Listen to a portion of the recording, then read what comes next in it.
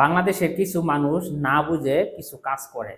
এই যে আমি কালকে একটা ভিডিও দেখলাম, চট্টগ্রামের অনেক দোকানপাট যায় ভাঙচুর করতেছে, যেগুলোতে আছে আরসি, সেভেন আপ, মানে ইসরায়েলের পণ্য যেগুলো আছে, হ্যাঁ ভাঙচুর করতেছেন। আপনারা একবার চিন্তা করছেন কেন করতেছেন?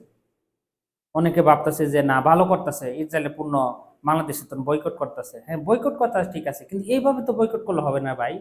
এইভাবে বয়কট করলে দেশের অর্থনৈতিক ক্ষতি। যেগুলো পণ্য মানে ইসরায়েল পণ্য বাংলাদেশে ঢুকে গেছে, সাপোজ মনে করেন 1 কোটি টাকার পণ্য ঢুকে গেছে, Seven Up, RC, Coca Cola এগুলো, তাহলে আপনি দোকানে দোকানে যায় এগুলো ভাঙচুর করতেছেন, দোকানদারের ক্ষতি। আর দোকানদারের ক্ষতি মানে কি?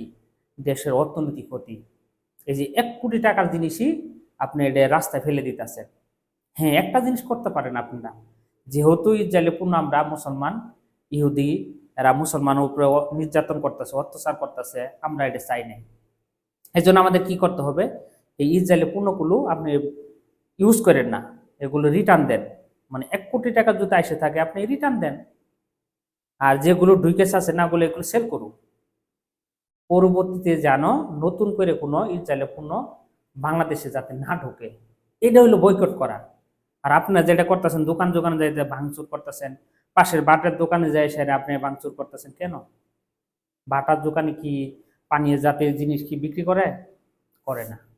তাহলে ওখানে জুতা চুরি হয়ে জায়গা, এটা তো ভাই বাংলাদেশের ভাই কালচার না। এটা যা করতেছেন এটা ঠিক না, এটা তো বয়কট করা না।